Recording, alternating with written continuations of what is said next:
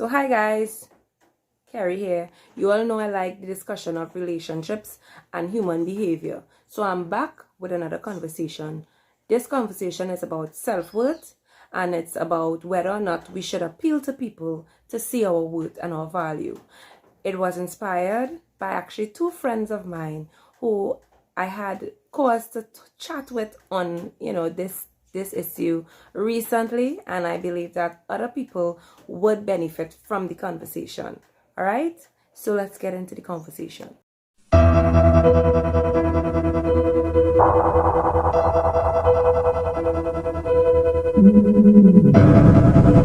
our journey to understanding self and loving self, we encounter a lot of different issues, and many of the issues that we encounter are very necessary to our development, even when they seem quite negative. All right, so for instance, you may be dating a guy or dating a female, and during that period, the person may behave a particular way, exhibit certain behavioral patterns, and during that time you could either use what you experiencing for good or for bad. We know that mature people take all experiences and turn them into something that is beneficial to their life, so that even when they seem bad, we learn lessons from them. Does it mean that we run into issues just to learn lessons from them? No. We could learn from our experiences, and we could learn from videos such as these when people are chatting about relationships. All right? So, this conversation came up. The discussion of a man providing for a woman, that came up. And I saw where self-worth fell right into that discussion. One of my friends was saying that, she was telling the guy who she's, in a relationship with, that he should be playing a role in providing for her. All right. He didn't seem to be too pleased with her recommendation. So what I wanted to say is, first and foremost, as women, we should not ever have to be telling men what they should be doing in our lives, especially as it relates to major roles and functions. Once we reach the point of having to tell a man they should be providing, they should be protecting, they should be doing any of these major stuff, we are already out of our element, and it means that we don't really understand our sense of self-worth. We may think that because we are able to identify that issue and tell the man about it, that we have self-worth, but actually it means that we don't. Self-worth doesn't exist there. All right? There are certain things we need to just observe, and when we realize that it's not present, we make a move, or we take the necessary action as a result. And one of the things we understand, once we understand some degree of self-worth, is that we cannot force people to be who they're not, just as much as we don't want people forcing us to be who we are not. All right? So in some cases, people have, especially in Christian circles, I realize, have been making persons feel a bit too self-centered for having a sense of self-worth, and that is wrong. Whilst we're not to be swell-headed about ourselves and get carried away with ourselves, we should value ourselves, and we should be able to see ourselves through the eyes of the Most High, because He would have created us with value and with purpose. All right? So when we talk about self-worth, we're not talking about it from the standpoint of being swell-headed, vain, and silly. Some people mix up the two. All right? So first and foremost, understanding your sense of self-worth is being able to recognize, firstly, you're beautiful, that you're worth something, and that you were created with purpose. That is necessary.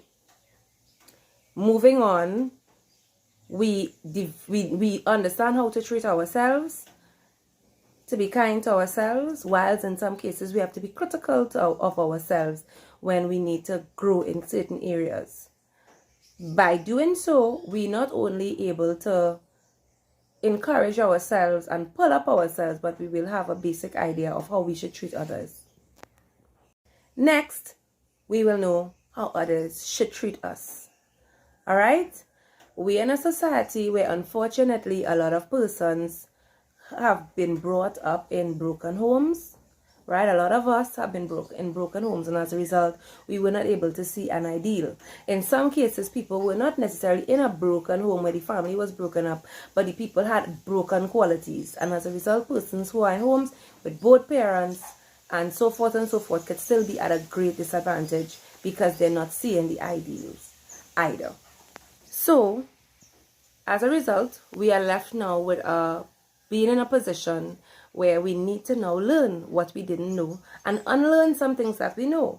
That is how we will obviously improve as individuals and lead on better lives. All right? So, as women, we have to spend time understanding, firstly, roles of women. What are our strengths? What are our weaknesses? Likewise, men have to do the same. Examples, and they're not necessarily searching for information, and men were raised also in homes and communities where they saw poor examples and are not searching for information. Many of us, we don't know our roles. We don't know who we are. We don't know who we should be. All right? And that is not an excuse. It's a fact. At the same time, we cannot use those excuses forever. There's just too much information out there now for us to use those things as excuses. We need to learn our roles. The next thing, when we learn our roles, we have to understand that everybody has to do the same for themselves. So we cannot force them to do it. We cannot tell men what their roles are. And men are not supposed to be telling women what their roles are. However, we can hang out with people and observe whether or not they know who they are. And based on if they already know who they are or not, we could decide if we should be close to them or not. We should not have to tell people who they should be. They have to embark on those journeys for themselves. All right, and I want to reiterate that. So no woman should be telling a man, you should be a provider, you should be a protector. A man who understands his roles, he will automatically and naturally want to do that. You're not supposed to have to tell him that. And if you find yourself having to tell a man that, it means 1, he doesn't know who he is. 2, he doesn't know your worth. 3, you do not know your worth because you're trying to force him to do something he should naturally want to do. And if you believe that you were valued at anything, you would understand that he would naturally do that for you if he valued you, and you would not have to do that. You would not have to tell him. Likewise, a man would not have to tell a woman she should treat him with love and respect. She would know that she has to do that of her own self. From the time he reaches the point of having to do that, he's already out of his element, and that she's out of her element as well. All right, so I want to touch on that quickly today. I'm not going to be very long. I want to keep it interesting, but I hope that this little snippet on this discussion opens up conversation about self-worth, what we should know about ourselves, the fact that we need to continue growing and seeking information, and the fact that we need to stop telling people who they should be.